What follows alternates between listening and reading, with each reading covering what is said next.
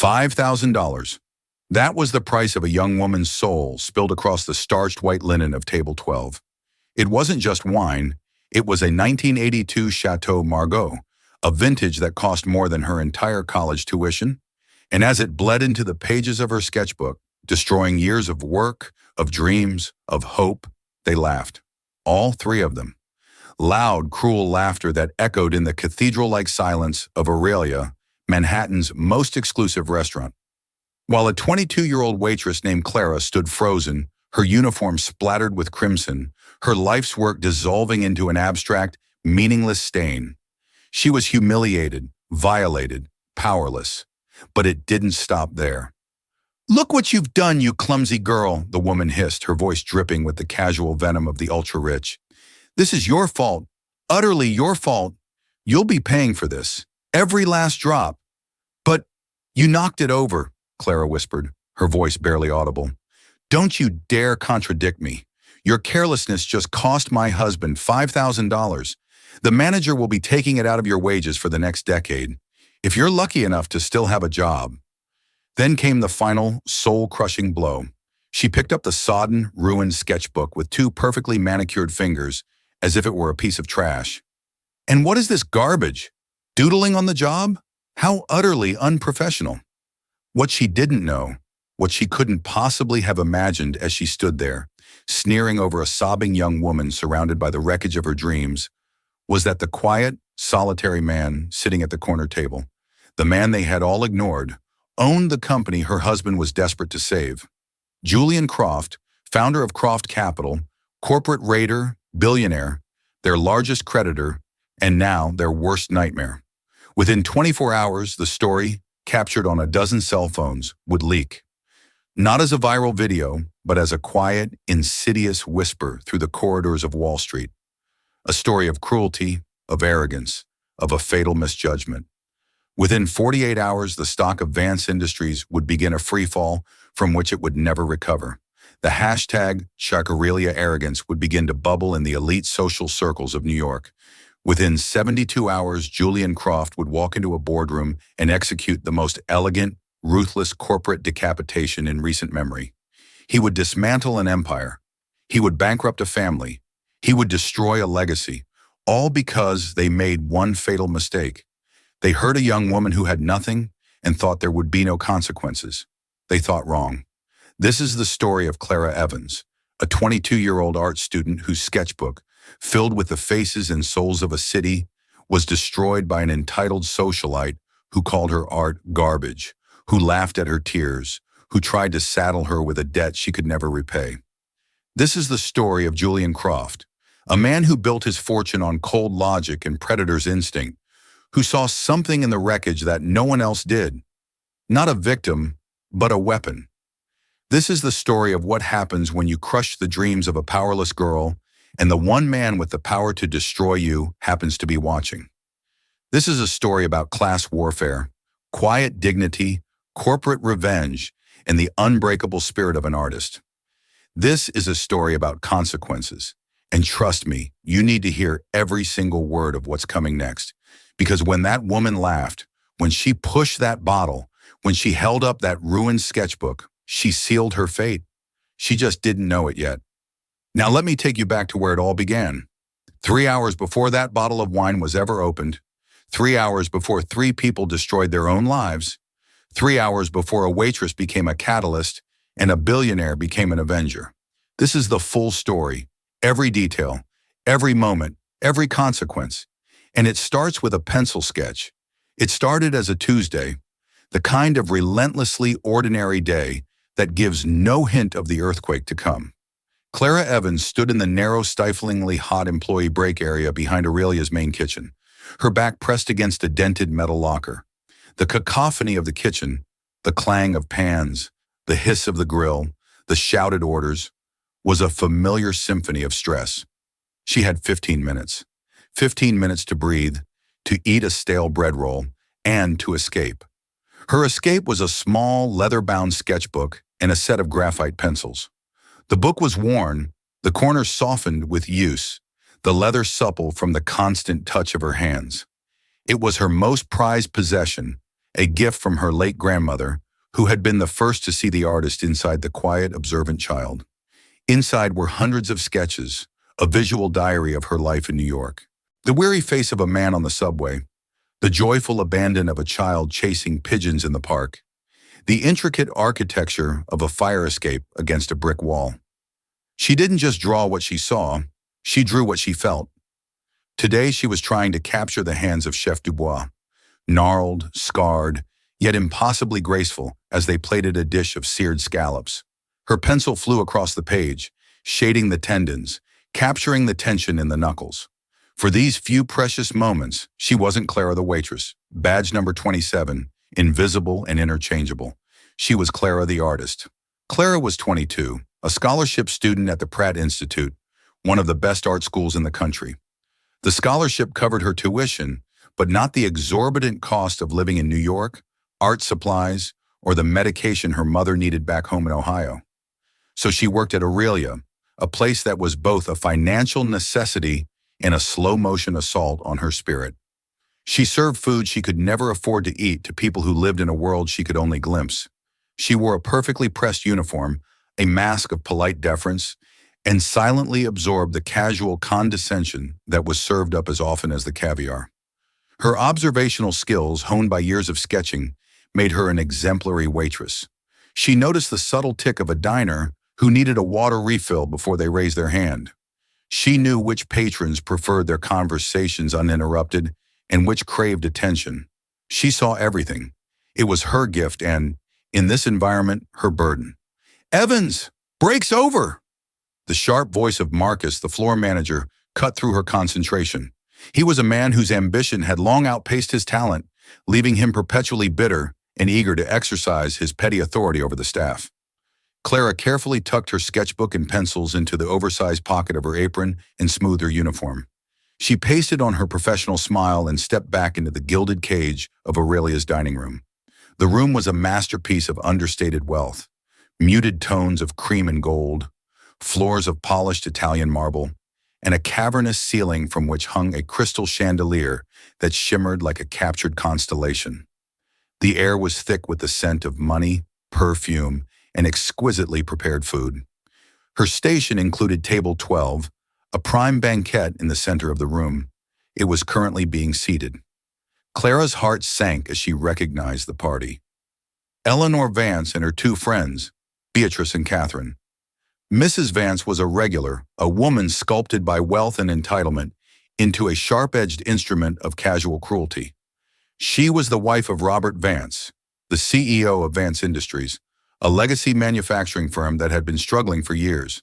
To Mrs. Vance, service staff were not people. They were functions, tools to be used and discarded. Clara approached the table, her practiced smile firmly in place.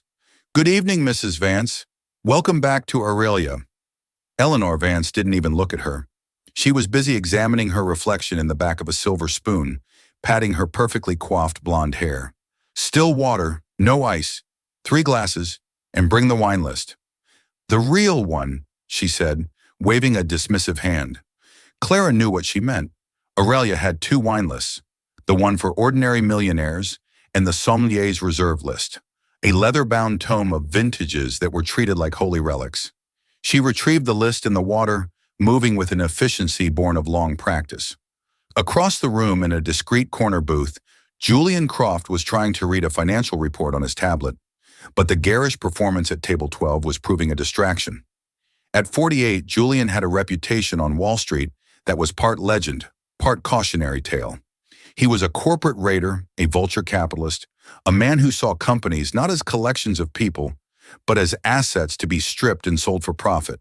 He was sharp, analytical, and utterly unsentimental. He had come from nothing, clawing his way to the top with a ferocity that left rivals breathless. He loathed the old money aristocracy, the inherited wealth crowd like the Vances, who he saw as soft, complacent, and deserving of whatever fate befell them. He was dining alone tonight, a rare occurrence. His evening plans had been canceled, leaving him with an empty block of time he found vaguely unsettling.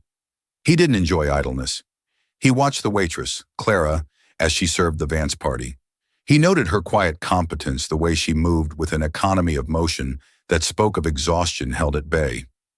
For a fleeting moment, as she turned, he saw the corner of a leather-bound book peeking from her apron pocket. An oddity. He was momentarily intrigued, then dismissed it. It was none of his business. He had his own predator's game to focus on, the slow, methodical dismantling of Vance Industries. Robert Vance had taken out a series of high-risk loans, using the company as collateral. Julian Croft, through a series of shell corporations, had bought up that debt. He now effectively held the company's fate in his hands. A final meeting was scheduled for the end of the week, a meeting where he would lay out his terms. It was a checkmate in slow motion. "We'll have the 82 Chateau Margaux," Eleanor announced to Clara, tapping a perfectly lacquered nail on the wine list. It was a theatrical choice designed to impress her friends and assert her dominance. The sommelier, a Frenchman named Jean-Pierre, was summoned. He presented the bottle with the reverence of a priest presenting a holy sacrament. He uncorked it, allowing a small amount for Eleanor to taste. She swirled it, sniffed it, and nodded her approval with the air of a queen granting a favor. Clara's job was to keep the water glasses full and the table clear of clutter. She moved around the table with quiet grace, her senses on high alert. Beatrice was complaining about the quality of the caviar. Catherine was gossiping about a mutual friend's divorce. Eleanor was holding court, her voice rising and falling in waves of self-importance. It was during a lull in the conversation that Clara noticed something, a small, almost imperceptible detail. One of Eleanor's dinner guests, a man who had joined them late, was sweating slightly. His name was Arthur Finch, a board member at Vance Industries. He was trying to appear relaxed, but his fingers drummed a nervous rhythm on the tablecloth, and his eyes kept darting towards the restaurant entrance. Clara had sketched him once, weeks ago, capturing the anxiety that seemed to permanently reside behind his eyes. She tucked the observation away. It was what she did. She collected faces, moments, details. As Clara reached across the table to clear a bread plate, Eleanor gestured extravagantly with her hand to make a point. Her diamond bracelet caught the edge of the tall, slender wine bottle. Time seemed to slow down. Clara saw the bottle wobble, its center of gravity shifting. She saw Eleanor's eyes widen, not in alarm, but in a flash of cold, calculating opportunity. Instead of pulling her hand back, she gave the bottle the slightest, almost imperceptible nudge. It tipped. The $5,000 bottle of wine crashed onto the table, a wave of dark red liquid washing across the white linen. It cascaded over the side, splashing onto Clara's apron, her shoes, and, most devastatingly, into the open pocket where her sketchbook lay. She felt the cold liquid seep through the fabric, and a horrifying, sickening dread washed over her. She reached into her pocket, her hand trembling, and pulled out the book. It was soaked. The deep red wine was bleeding through the cover, staining the edges of the pages, blurring the delicate pencil lines of her grandmother's inscription on the inside cover into an unrecognizable smudge. The table fell silent, and then came the laughter. Not from Eleanor, not at first. From Beatrice and Catherine, high-pitched, cruel titters.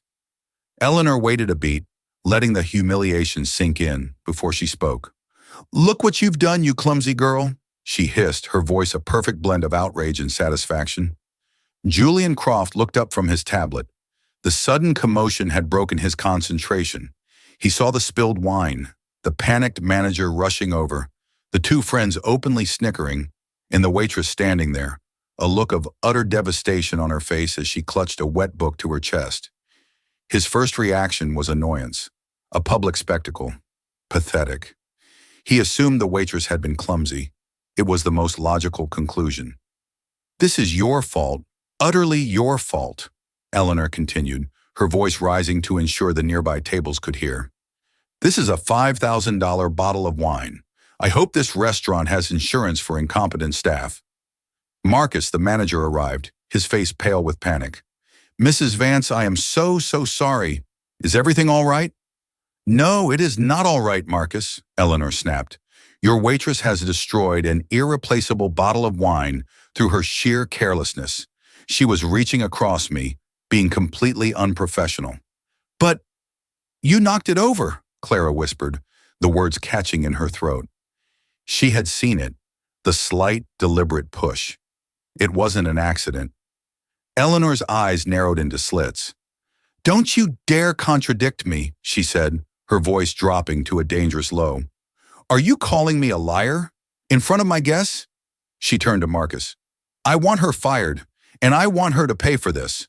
The full value of the bottle. We will not be paying for it." Marcus looked from the furious face of his most important customer to the tear-streaked face of his employee. It wasn't a choice. "Clara," he said, his voice cold, "go to my office. We'll discuss the damages." He was siding with Eleanor. Completely. Clara felt the floor drop out from under her. $5,000. It was an impossible sum. It was more money than she had in the world. It would crush her. It would end her dream of art school. It would mean she couldn't help her mother. It was a life sentence. Tears streamed down her face, hot and silent. It wasn't just the money, it was her book. She opened it, her fingers fumbling with the wet pages. They were stuck together, the paper already warping. Sketch after sketch, face after face, moment after moment, all bleeding into a meaningless, purple-red mess. A portrait of her mother, smiling on a good day, was now a featureless blur. The sketch of Chef Dubois' hands was gone. Years of her life, of her art, of her soul, erased in an instant. A sob escaped her, a raw, ragged sound of pure grief. That was when Eleanor delivered the final blow. She reached out, plucked the ruined sketchbook from Clara's hands with the tips of her fingers, and held it up for her friends to see. "And what is this garbage?" she asked, a sneer twisting her lips. "Doodling on the job? How utterly unprofessional. This is what we get for hiring children." She let it drop onto the wine-soaked table with a wet slap. "Take her away, Marcus. She's ruining my appetite." From his corner booth, Julian Croft had watched the entire exchange. The initial annoyance had faded, replaced by a cold, analytical curiosity. He had seen Eleanor Vance in action at charity galas and social events. He knew her reputation for cruelty. But this was different. This was personal. He watched the waitress, Clara, and saw the shift in her expression from shock to a grief so profound it was almost silent. He saw her clutch the sketchbook like a dying mother holds her child. His eyes narrowed. He'd seen that book before, in the break room hallway, as he'd been escorted to his table earlier. He'd glimpsed a page, a strikingly detailed sketch of a man's face. It wasn't garbage, it was talent. And then he noticed something else. The splash pattern. As a man who dealt in details and finding the small cracks in a company's facade, he was a student of physical evidence. The primary splash was on Clara's side of the table, the arc of the spill originating from where Eleanor was sitting. For the bottle to fall as it did, it would have required a push outward, away from Eleanor, not an accidental pull from Clara. It was a small thing, a detail no one else would notice. But Julian Croft noticed everything. He was still just an observer, however, a cynical spectator in a small, meaningless drama. It wasn't his fight. He had no reason to get involved. Hurting a waitress was cruel, but it wasn't a matter for his attention.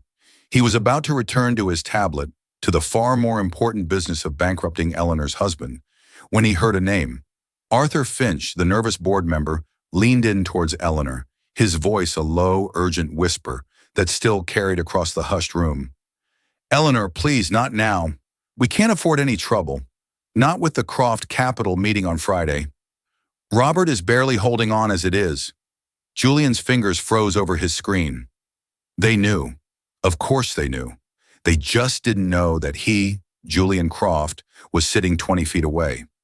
Marcus had his hand on Clara's arm, ready to lead her away like a common criminal. Her shoulders were slumped in defeat. Her life was over. The laughter of Beatrice and Catherine followed her, twisting the knife. She had lost. The rich always won. But then Clara stopped. She straightened her back. The tears were still on her face, but the look of defeat was gone, replaced by something else, a flicker of defiance, a spark of the artist's fire that refused to be extinguished. She wouldn't let them break her completely. She turned, not to Eleanor, but to Marcus. "The security cameras," she said, her voice trembling but clear. "The camera in the corner. It will show what happened. It will show her push the bottle." Marcus paled. Eleanor's smile faltered for a fraction of a second. "Don't be ridiculous," she snapped. "Those are for security, not for spying on guests. Marcus, get her out of here now, before I speak to your owner." It was a bluff. Clara knew it, and Eleanor knew it. The owner rarely visited. Marcus was in charge, and he was terrified of Eleanor. He tightened his grip on Clara's arm. "That's enough, Clara. Let's go." This was it, the final moment. Julian Croft had all the information he needed: the splash pattern, the lie, the mention of his own company, the waitress's desperate, intelligent plea for evidence, and the raw, undeniable talent he had glimpsed in her ruined book. He still had no reason to intervene. He could let this play out, let the girl be fired, let the Vances continue their oblivious march towards the financial guillotine he was building for them. It would be the logical, profitable thing to do. But as he looked at Clara's face, at the dignity she was clawing back from the jaws of her own destruction, he didn't see a waitress. He saw the same fire he'd had in his own eyes at 22, the same refusal to be crushed by a world that was designed to keep him down. And for the first time in a long time, Julian Croft decided to do something that was utterly illogical. He stood up. The simple act of Julian Croft rising from his seat changed the gravity of the room. He was not a physically imposing man, but he moved with an aura of absolute authority that commanded attention. He placed his napkin on his table and began to walk, not towards Clara or Marcus, but directly towards table 12. Eleanor Vance and her friends, who had been enjoying their victory, looked up. They saw a well-dressed man, a stranger, approaching their table with a look of cold neutrality. They assumed he was another wealthy patron, perhaps coming to offer his sympathies or complain about the noise. "Excuse me," Eleanor said, her voice dripping with disdain. "This is a private table." Julian didn't stop until he was standing beside her. He didn't look at her. His gaze was fixed on the ruined sketchbook lying in the puddle of wine. "A 1982 Chateau Margaux," he said, his voice quiet yet carrying the resonance of a struck bell. "An excellent year, bold, complex, a shame to waste it." He then reached down, his movements precise, and picked up the sketchbook. He handled it with a care that was in stark contrast to Eleanor's earlier revulsion. He opened it carefully, examining the smeared, blended charcoal and graphite lines. He could still make out the ghost of a face, the hint of a hand. "This, however," he continued, his voice dropping even lower, "is not a shame. It's a tragedy." He finally turned his eyes to Eleanor Vance, and for the first time, she felt a genuine chill of fear. His eyes were like chips of ice. To destroy the work of a genuine artist, that is a far greater crime than spilling wine. Eleanor, recovering her composure, scoffed. "An artist? She's a waitress. And who in the world do you think you are?" Julian Croft allowed a small, humorless smile to touch his lips. He turned his head slightly towards the nervous board member. "Arthur," he said, "good to see you. I wasn't expecting to run into you before our meeting on Friday." Arthur Finch's face went completely white. He looked as if he'd seen a ghost. Mr. Croft," he stammered. I didn't realize you were here." The name hung in the air. Croft. As in Croft Capital. Eleanor's sneer vanished, replaced by a mask of confusion, then dawning horror. She knew that name. Her husband, Robert, had been muttering it in his sleep for weeks. A curse. A prayer. The man who held their company's fate in his hands. Julian ignored them. He turned his full attention to Clara, who was watching this unfold with wide, uncomprehending eyes. "You are Clara Evans," he stated, not a question. "You're a student at Pratt. Your focus is figurative art, portraiture specifically. You have a gift for capturing character, not just likeness. Your grandmother gave you this book. You work 60 hours a week here to pay for your supplies and to help your mother, who suffers from chronic rheumatoid arthritis." Clara stared at him, speechless. How could he possibly know that? Julian answered her unspoken question. "When you're considering a multi-hundred-million-dollar acquisition, you do your research on the company, the board, the CEO, and his family, the patterns of their lives, where they eat, who they associate with." He paused, letting the weight of his words settle.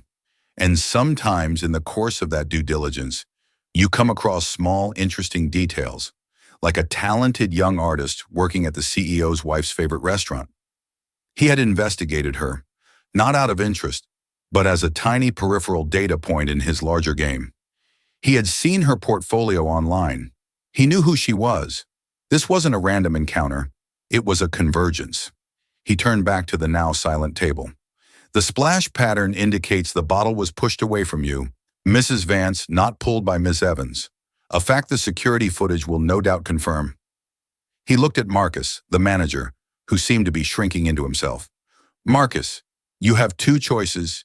You can call the police and file a report against Mrs. Vance for willful destruction of property and attempting to defraud your employee, or you can accept your termination, effective immediately, for failing to protect your staff and attempting to aid in that fraud. I suggest the latter. Marcus simply nodded, his face ashen, and turned and walked away, disappearing into the kitchen. Julian then focused his unnerving gaze back on Eleanor.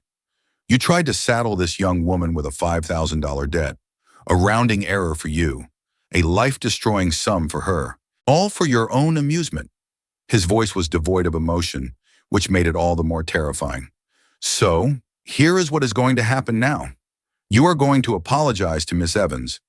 Then you are going to write this restaurant a check for $10,000, $5,000 for the wine you wasted, and $5,000 for the emotional distress you caused. Then you are going to leave. You will tell your husband, Robert, that our meeting on Friday has been moved up to tomorrow morning, 9 a.m., my office. And you will tell him that the terms of the acquisition are no longer negotiable. Each sentence was a hammer blow. Eleanor Vance, a woman who had never been spoken to this way in her life, was completely dismantled. Her face, stripped of its arrogance, was just pale and terrified. Her friends, Beatrice and Catherine, were silent, staring at their plates, wishing the marble floor would swallow them whole. Apologize, Julian repeated, his voice soft but unyielding. Eleanor turned to Clara. The words were forced out of her, strangled and thin. I am sorry. Not good enough, Julian said calmly. He looked at Clara. Ms. Evans, what was the project you were working on? The piece you were most proud of in that book? Clara, finding her voice, answered, her words shaky. A series called Faces of the City. It was for my senior thesis, a portrait of my grandmother. It was the last one I did before she passed away. Julian nodded slowly. He looked back at Eleanor. You didn't just destroy paper. You destroyed a memory. You destroyed a thesis. You destroyed a piece of a person's history. He paused. The $10,000 check is a starting point. My legal team will be in touch with you to discuss a more appropriate settlement for the destruction of Miss Evans' intellectual and emotional property. I assure you it will be a sum that you will feel. He then held out the dripping sketchbook to Clara. I believe this belongs to you. Clara took it, her fingers brushing his. She looked from the ruined book to the face of this unbelievable, terrifying, and utterly brilliant man who had just descended into her life like a force of nature. And one more thing, Julian said, turning to her. As of tomorrow, you no longer work here. You work for me. My company is in constant need of people with an exceptional eye for detail, people who see things that others miss. Your first assignment will be to sit in on my 9 a.m. meeting with Robert Vance. I want you to sketch everyone in that room. I want you to capture their tells, their anxieties, their deceptions. Your art is not garbage, Miss Evans. It's a tool, and I'm going to teach you how to use it as a weapon. He placed his business card on the table beside Eleanor's trembling hand. My car will be waiting for you outside in 10 minutes, he said to Clara, before turning and walking back to his own table as if nothing had happened, leaving a wake of stunned silence and the smoldering ruins of Eleanor Vance's world behind him. The hours that followed the explosion at Aurelia were a blur for Clara. She was whisked away from the restaurant by a silent driver in a black sedan that felt more like a spaceship than a car. She sat in the plush leather interior, the ruined sketchbook clutched in her lap like a dead bird, the city lights smearing past the tinted windows.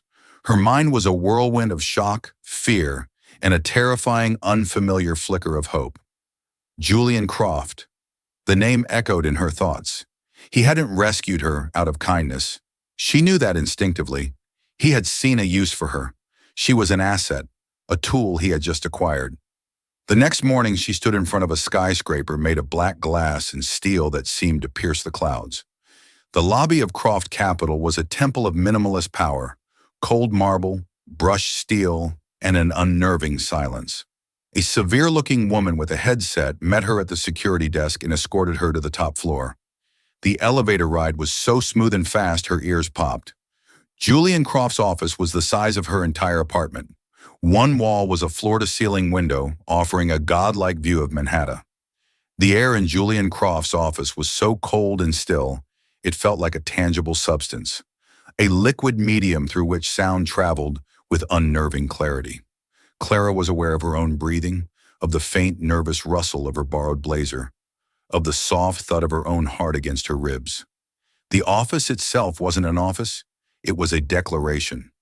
It occupied the building's sharpest corner, and two walls of floor-to-ceiling glass met at a precise, crystalline angle, creating the illusion that one was suspended in the sky above Manhattan, a silent, judging God in the clouds. He wasn't at the monolithic desk, a slab of obsidian that seemed to absorb all light. He was standing at the vertex of the glass walls, a stark silhouette against the pale morning haze, tablet in hand. "Ms. Evans," he said, his voice a calm baritone that neither rose to greet her nor required her to strain to hear. He didn't turn. "You're punctual, a rare and undervalued commodity." On the conference table, a dark wood expanse that could have seated 20 was a single-place setting, not for a meal but for her. A porcelain cup of steaming coffee, a pitcher of iced water sweating condensation onto the polished surface, a brand-new leather-bound sketchbook, and beside it, not just pencils, but a full spectrum of Beryl Charisma-color pencils, their cores rich and waxy, fanned out like a surgeon's instruments. They were artist-grade, ludicrously expensive, and the sight of them sent a sharp, confusing pang through her chest. A mix of gratitude, suspicion, and a grief for the simple graphite she had lost. "Thank you, Mr. Croft," she managed, her voice feeling thin and inadequate in the cavernous space. He turned then, and the full force of his presence was more unnerving than his silhouette. His eyes weren't cold, she realized. That was too simple a word. They were neutral, like a camera lens, observing, recording, assessing value without sentiment. "Let us establish the parameters of our new association, Miss Evans. I am not a philanthropist. I am not a hero. Last night was not an act of charity. Charity is a vanity of the rich, a way of laundering their guilt. I have no guilt." "Then why?" The question escaped her before she could stop it, a small bird taking flight in a vast, empty cathedral. "Why did you help me?" He walked from the window to the table, his movements economical and precise. He didn't sit, but rested his hands on the back of a chair opposite her. "The world is divided into two groups, Miss Evans. Not the rich and the poor, not the good and the evil. Those are sentimental distinctions. The world is divided into those who apply pressure and those who yield to it. Last night, you were subjected to an immense unfair pressure, and for a moment, you yielded. You cried. You despaired. That was expected. But then, you didn't break. You straightened your back. You looked your tormentor's surrogate in the eye, and you demanded evidence. You pushed back. In that moment, you ceased to be a victim and became a potential asset." He gestured to the sketchbook. "I saw your portfolio online. Your work is technically proficient, but that's common. What's uncommon is your perspective.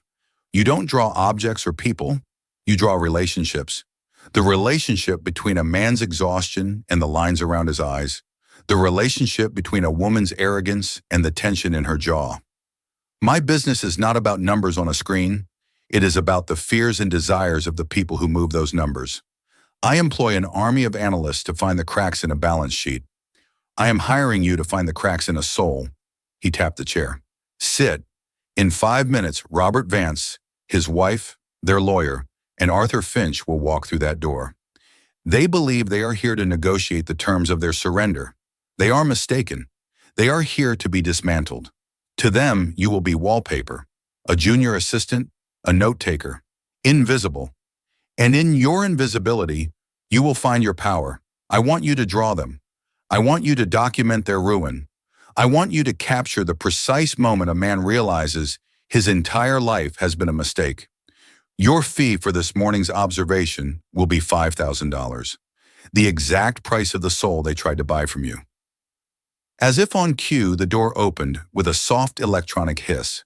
His assistant, a woman with an expression as severe and minimalist as the office decor, announced their arrival.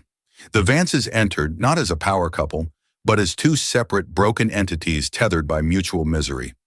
Robert Vance was a husk. His suit, undoubtedly bespoke and worth more than Clara's tuition, hung on him as if he'd physically shrunken overnight.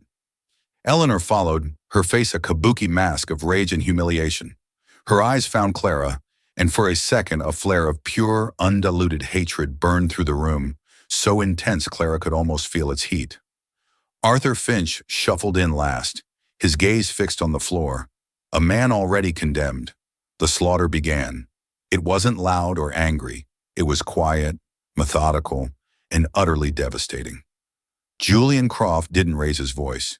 He simply stated facts, each one a perfectly placed scalpel cut, excising the Vance empire piece by piece. He recited dates of bad investments, names of failed projects, figures of spiraling debt. He deconstructed Robert Vance's legacy with the dispassionate air of a biologist dissecting a frog, and Clara drew. The initial trembling in her hands steadied, replaced by a cold, predatory focus she had never felt before. This was different from sketching on the subway. This was not about empathy, it was about diagnosis. The pencil felt like a probe. She ignored Robert's blustering denials and Eleanor's silent, venomous glares. She watched their hands, their eyes, the minute shifts in their posture. She sketched Robert's hand, not just trembling, but desperately gripping the edge of the table as if it were a cliff face, his knuckles white with the strain of holding himself together. She drew Eleanor, and the drawing became a study in contained violence. The muscle twitching in her jaw, the way her fingers were curled so tightly in her lap her nails must have been drawing blood from her palms. Then she turned to Arthur Finch. He was trying to be still, to project a calm he didn't feel, but he was leaking tells from every pore, and that's when she saw it. Julian was detailing the company's logistics and shipping subsidiaries, a dry, factual part of the presentation. But every time the name Logistics Solutions was mentioned, a tiny, almost imperceptible chain reaction occurred in Arthur Finch. His right eyelid would flutter, a microspasm lasting less than a second. Immediately following the twitch, his left hand would drift to his right cuff, his thumb and forefinger finding and stroking the small, silver, falcon-shaped cufflink he wore. Twitch. Touch. The cadence was as regular as a heartbeat. Clara's pencil flew. She didn't sketch his whole face. She zoomed in, filling a page with a hyper-detailed rendering of his right eye, the frantic pencil lines radiating from the lid to signify the involuntary flutter. On the same page, she drew the cufflink, its polished silver surface catching an imaginary light, its hawk-like head sharp and rapacious. She wrote the words Logistics Solutions at the top of the page and drew an arrow to the eye and another to the cufflink. It wasn't just a sketch, it was a piece of evidence, an equation of guilt. When the Vances were finally, mercifully dismissed, they left like ghosts, their psychic residue of despair lingering in the cold air. Julian didn't watch them go. He walked directly to Clara's side of the table. He didn't ask permission, simply picked up the sketchbook. He flipped through the pages, his face impassive. He saw the portrait of Robert's desperation, the study of Eleanor's fury. Then he arrived at the page dedicated to Arthur Finch. He stopped. His body went still. He stared at the drawing of the eye and the cufflink for a full 30 seconds. The silence stretched, thick and heavy. Every time, he said, his voice a low murmur. It wasn't a question. Every time I said the name. Yes, Clara whispered. The twitch, then the touch. A subconscious gesture to a source of comfort, or a totem. A smile slowly formed on Julian Croft's face. It was not a pleasant sight. It was the smile of a wolf that has just found the key to the sheep pen. My forensic accountants have been chasing a ghost for 6 months. Millions of dollars bleeding out of the company, funneled through shell corporations, so convoluted they almost admired the architecture. We knew it was an inside job, but the trail always went cold at a subsidiary called Logistics Solutions. He tapped the drawing of the cufflink with his index finger. Arthur Finch's personal investment firm, the one he uses for his private wealth management, is called Peregrine Holdings. The name clicked in Clara's mind. A peregrine falcon. Her drawing had not just been a clue, it was the final, damning link in the chain. It was motive, means, and opportunity captured in graphite. It was the confession Arthur Finch never made. "Ms. Evans," Julian said, and for the first time, his voice held something other than detached analysis. It was a note of pure, unadulterated respect. The respect of one predator for another. You haven't just documented their ruin, you have identified the rot that caused it. You have saved my acquisition upwards of $50 million and exposed a conspiracy of fraud that goes all the way to the top of the board. $5,000 seems insufficient. He turned to the intercom on the table. "Charlotte, cancel my 11 o'clock and have legal draw up an employment contract for Ms. Clara Evans. Title, Special Consultant, Observational Analytics. Starting salary, $300,000, and arrange a wire transfer to her account for $100,000. A signing bonus. A year is a lifetime. A year is the blink of an eye." For Clara, it was both. She lived in a state of perpetual whiplash. She moved from a cramped, walk-up apartment that always smelled of her neighbor's cooking to a sterile, minimalist condo in a glass tower, paid for by Croft Capital.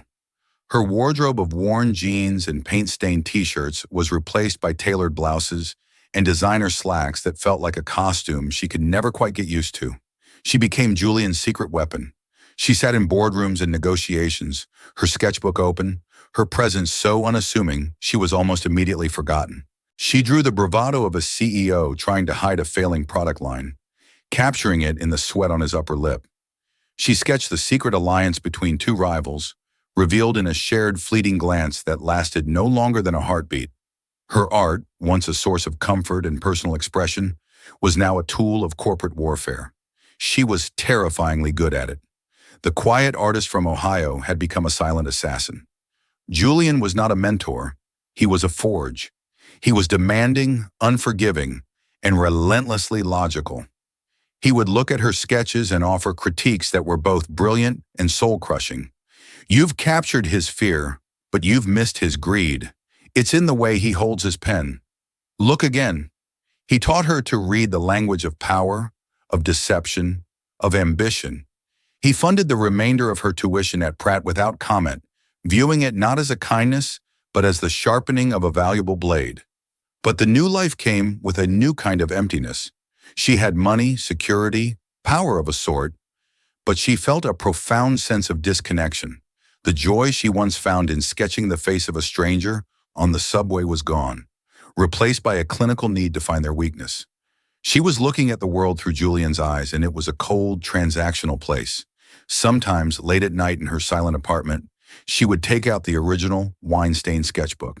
She would run her fingers over the warped pages, trying to remember the girl who had filled them, the girl whose greatest ambition was to capture a moment of beauty, not a moment of weakness. She feared she was losing that girl forever. Her senior thesis show at Pratt became her rebellion. It was held in a prestigious Chelsea gallery, funded by an anonymous donor she knew was Julian. The exhibit was not filled with the beautiful, empathetic portraits she had once planned. She called it, simply, The Room. It was a collection of a dozen massive, hyper-realistic charcoal portraits of the men and women she had observed for Julian Croft. They were brutal, unflinching, and utterly magnificent. She stripped away their power suits and confident smiles, rendering them in all their naked fear, avarice, and fragility. It was a rogues gallery of the powerful, exposed by the powerless. The critics raved, calling it a searing, vital critique of modern capitalism. On opening night, the gallery was packed. Clara, in a simple black dress, felt like an observer in her own life. Then she saw him. Julian Croft was standing alone in a far corner, away from the crowds, staring at the final portrait in the exhibit. It was a portrait of him, She had drawn him from memory, sitting in his office, silhouetted against the window, the city lights below like a conquered kingdom at his feet.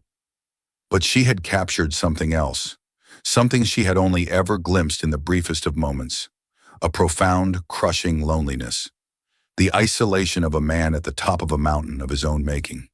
He finally turned and their eyes met across the crowded room. He didn't smile. He simply gave her a single, slow nod. It was more than praise, it was an acknowledgement, a concession. He understood that her weapon, the one he had so carefully honed, could be aimed at anyone, even him. As he left, his assistant handed her a thick vellum envelope. Inside was not a check, but the deed to the gallery space itself. A note, on his severe monogrammed letterhead, contained only 7 words. An artist needs a studio, not a cage.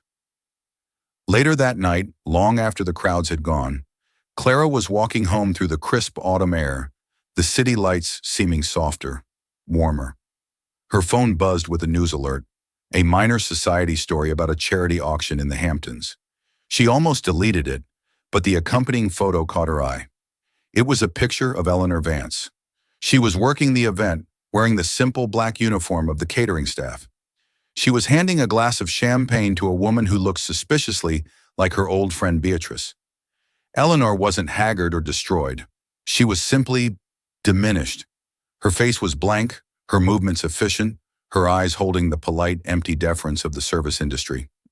The Queen had become a waitress. There was no triumph in the sight, only a quiet, chilling symmetry. Clara went back to her apartment. She walked past the pristine sketchbook and the expensive pencils Julian had given her. From a locked box in her closet, she retrieved the ruined one, the one that smelled faintly of Chateau Margaux and despair. She opened it to a page where a portrait of her grandmother had once been, now just a meaningless, abstract stain of deep crimson. She sat on the floor, the book in her lap. The city hummed outside her window. She thought of Eleanor Vance's empty eyes, of Julian Croft's lonely silhouette, of the terrifying power that now lived in her own hands. She picked up a simple piece of charcoal, its rough texture a familiar comfort, and on that ruin-stained page, over the ghost of her past, she began to draw a new face, guided only by the reflection in the dark glass of her window, her own.